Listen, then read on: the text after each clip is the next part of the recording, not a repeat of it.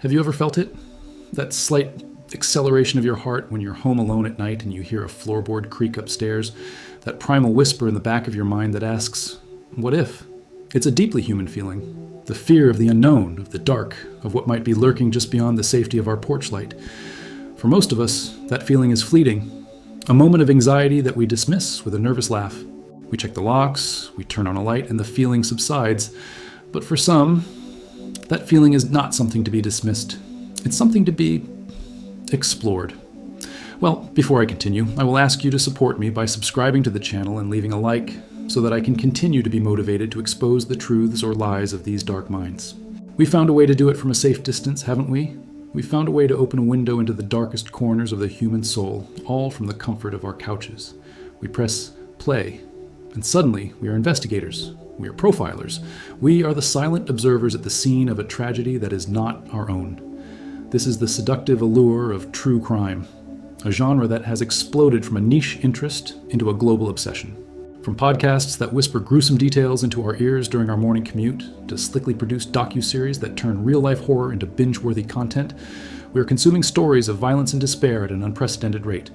We tell ourselves it's about understanding, that by studying the monster, we can learn how to avoid him. An evolutionary instinct, perhaps, to better protect ourselves and our kin. We want to understand the why. What makes a person capable of such horrific acts? It's a way to confront our own fears in a controlled environment, a kind of psychological dress rehearsal for a threat we hope to never face. We watch, we listen, we dissect the lives of both killer and victim, and we feel safe. We feel informed. Some of us even feel entertained. But I have to confess something. Lately, when I see a new special about a serial killer trending or a podcast about a brutal murder topping the charts, a different kind of feeling creeps in. It's not just the familiar chill of a scary story, it's a deeper, more unsettling question that echoes in the silence after the credits roll. A question about what this constant, insatiable appetite for real-life tragedy is doing to us. What does it say about us that we have turned the worst day of someone's life into a product? Into content to be consumed, rated, and shared? We are drawn to the darkness, it seems. We are fascinated by the abyss. But how long can you stare into it before it begins to stare back? How long can you treat real pain as a puzzle to be solved before you forget the human cost? These are not comfortable questions. They don't fit neatly into a 10-episode arc, but they need to be asked. The machine that produces this content is vast, and it is profitable. It feeds on our curiosity, on our fear, and it is relentless. If you believe, as I do, that these uncomfortable conversations are necessary, that we need to pull back the curtain on the systems of power and profit that shape our culture, then your support is the fuel that allows me to continue. A subscription. It's more than a number, it's a signal to keep digging, to keep exposing the truths that lie hidden in the shadows. It's the motivation to continue asking the hard questions. There's a concept in sociology called the commodification of tragedy. It's what happens when profound human experiences, grief, suffering, violence, are stripped of their context and turned into marketable products. Real events are transformed into a spectacle, a distorted and simplified version of reality designed for mass consumption. And the true crime genre, in its current form, is perhaps the most efficient engine for this process ever created. It takes the jagged, chaotic, and senseless reality of a violent crime and polishes it into a narrative, a story with a beginning, a middle, and most importantly, a resolution. Think about the recent wave of high-profile productions. The Netflix series about Jeffrey Dahmer, for example, became a massive global hit. It was meticulously crafted, with a well-known actor in the lead role, and it was presented as an attempt to give the victims a voice. Yet the families of those victims have spoken out, expressing how they were never contacted, never consulted. They described the experience of watching their deepest trauma being recreated and broadcast to millions as re-traumatizing. Rita Isbell, the sister of victim Errol Lindsay, said of a scene that recreated her emotional court statement, "It felt like reliving it all over again. I feel like Netflix should have asked if we mind or how we felt about making it. They didn't ask me anything, they just did it." This is the commodification of tragedy in its rawest form. A family's pain becomes a dramatic scene. A life story becomes a character arc. The suffering is real, but the product is entertainment. And this product is incredibly successful. The Dahmer series was viewed for over 196 million hours in its first week alone.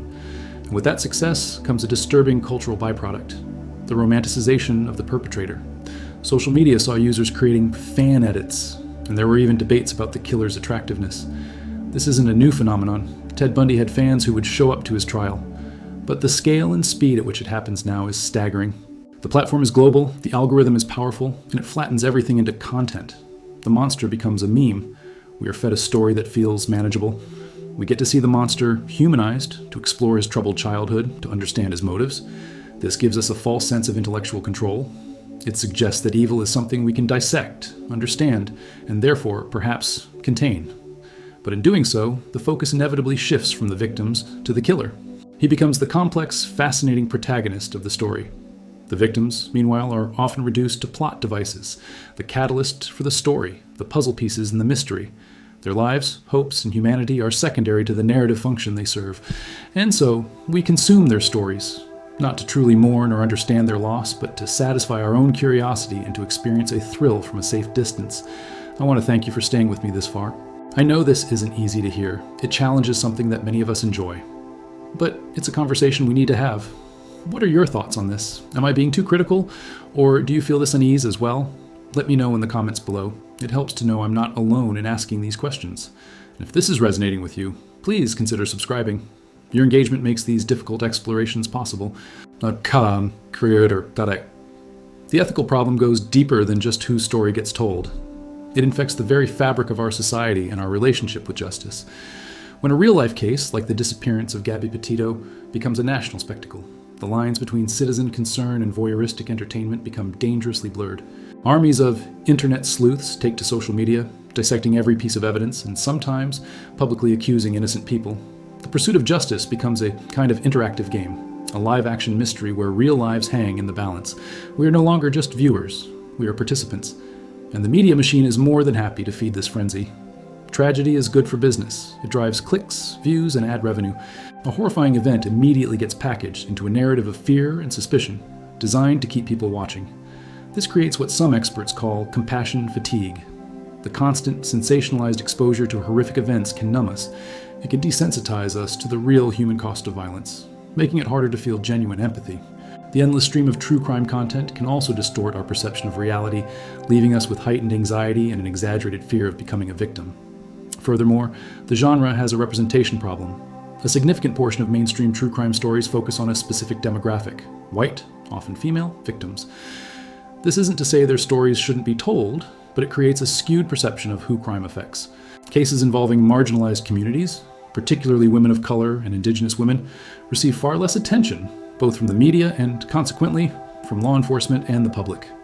The stories that get packaged and sold are the ones deemed most marketable, the ones that fit a familiar, palatable narrative for a mass audience. And so, the machine not only commodifies tragedy, it also prioritizes which tragedies are worth commodifying. And what are the families left behind? They are often caught in an impossible situation. Their most private and painful moments are laid bare for public consumption, often without their consent. They are subjected to unsolicited opinions and online scrutiny from millions of strangers. Imagine losing a loved one in the most brutal way imaginable and then having to see their killer's face on t-shirts or their story turned into merchandise sold by podcasters. This is the reality for many. The rise of murderabilia, the selling of artifacts connected to criminals, like the art of John Wayne Gacy, is a testament to this dark underbelly of fascination. The pain of these families is not just a byproduct of the genre. In many ways, it has become the raw material that fuels the entire industry. We say we consume these stories to honor the victims, but does turning their trauma into a multi-billion-dollar entertainment industry truly honor them, or does it exploit them one last time? So here we are, at the end of the story. We've looked at the psychology, the industry, the ethics, but there's one final, unavoidable truth we have to confront, and it requires turning the camera around, away from the screen and onto ourselves. Because we are the reason this machine exists. I am, you are. The entire genre is built on a simple principle of supply and demand. And the demand is insatiable. We are the viewers. We are the listeners. We are the market. We click. We watch. We subscribe. We tell ourselves it's for justice, for awareness, to understand the darkness. And maybe, for some, that's true. But we must be brutally honest with ourselves. Does it also serve another purpose? Does it give us a jolt of adrenaline? A satisfying puzzle to solve? A comforting sense of order when a complex case is neatly resolved in a 2-hour documentary? Do we feel a strange sense of relief? A quiet, guilty gratitude that this unspeakable thing happened to them and not to us? This is the uncomfortable heart of the matter.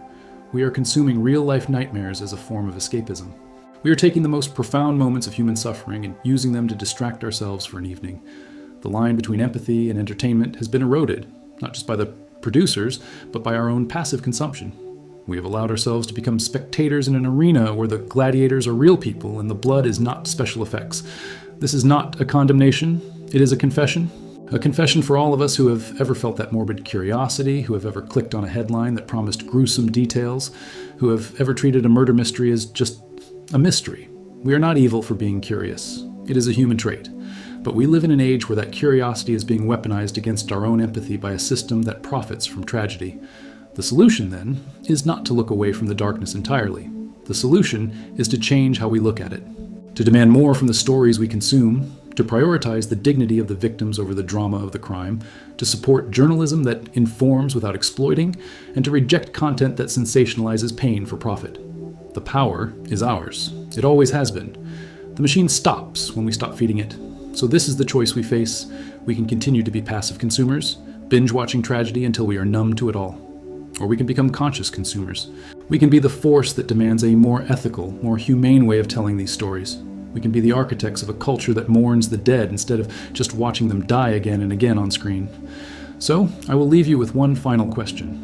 When you press play on the next true crime story, are you seeking justice for the victim, or are you seeking a thrill for yourself? If this conversation sparked something in you, leave a like and subscribe for more. And I truly want to know what you think. Answer that question in the comments below.